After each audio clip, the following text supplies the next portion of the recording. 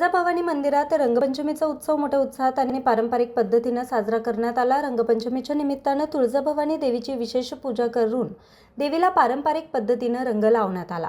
सकाळचा अभिषेक पूजेनंतर देवीला पांढरा शुभ्र शालू नेसवण्यात आला। त्यानंतर त्या पांढऱ्या शालूवर सप्तरंगाची उधळण करून रंगपंचमीचा उत्सव साजरा करण्यात आला।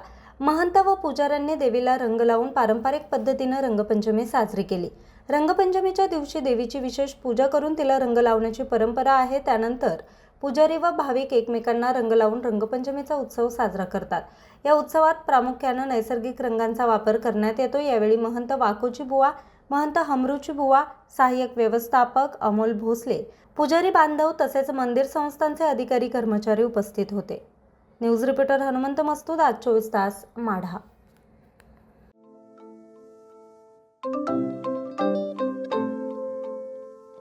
नवनवीन आणि ताज्या घडामोडींसाठी आज 24 तास सबस्क्राईब करा।